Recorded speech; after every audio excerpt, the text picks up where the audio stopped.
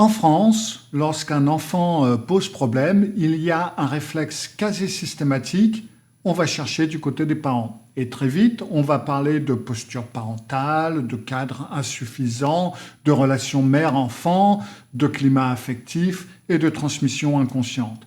Ce réflexe est particulièrement fort chez beaucoup de psychiatres, de psychologues et même des institutions, et c'est présenté très régulièrement comme une évidence clinique, comme une évidence totalement logique. Et le problème, c'est que cette évidence, entre guillemets, est idéologique pour la plupart et scientifiquement très fragile, pour ne pas dire totalement à côté de la plaque. Bienvenue sur l'Instant Psy.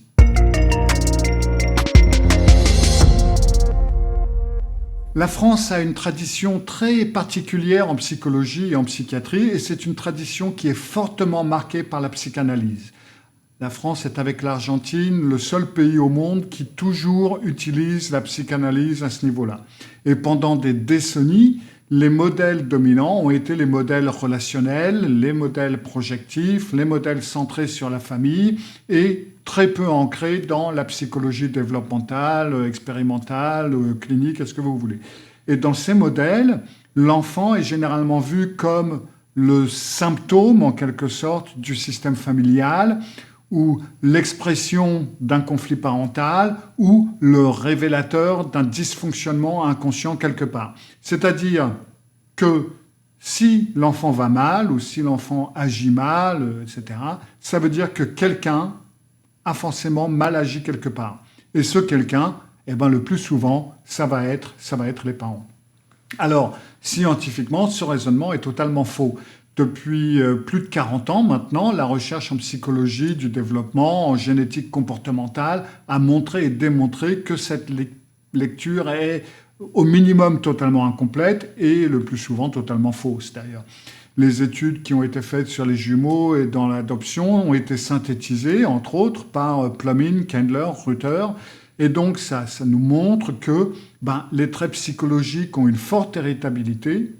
L'environnement parental n'explique qu'une partie très limitée des différences individuelles et que deux enfants élevés dans le même cadre peuvent parfaitement évoluer de façon radicalement différente. Et ça, généralement, ça va inclure donc l'impulsivité, l'agressivité, la régulation émotionnelle, l'empathie et la sensibilité à la frustration. Autrement dit, donc, le comportement d'un enfant, ça n'est pas le simple produit de l'éducation.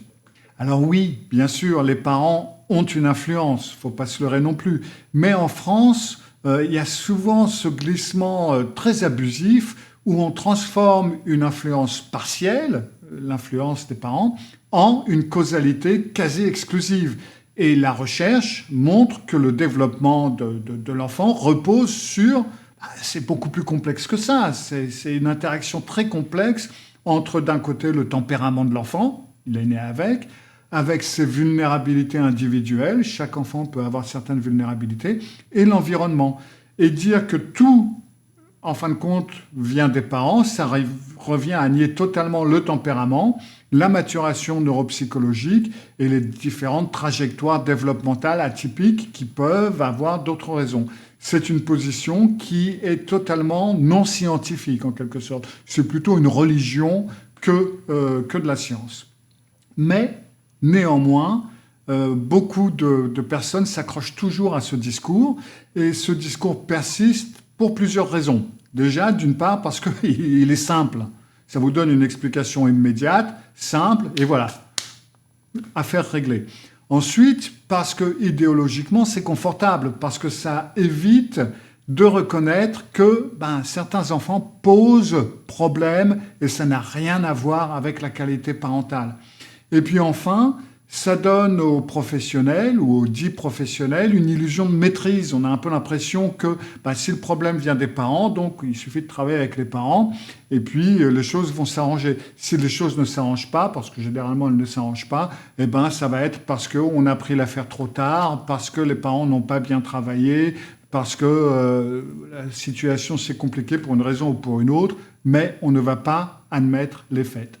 Et donc, comme j'en ai déjà parlé dans la vidéo précédente, quand on culpabilise les parents ils vont douter de leur perception, ils vont plus oser poser de limites au pauvre petit bambin pour ne pas le traumatiser, ils vont s'adapter excessivement à l'enfant, ils vont se désorganiser, et si vous avez affaire à un enfant narcissique, que les parents ne posent plus de limites et s'adaptent à ce que veut l'enfant, la situation va s'aggraver, c'est évident. Et ça, c'est pas une hypothèse théorique, hein, c'est un constat clinique répété qu'on a fait des centaines, voire des milliers de fois.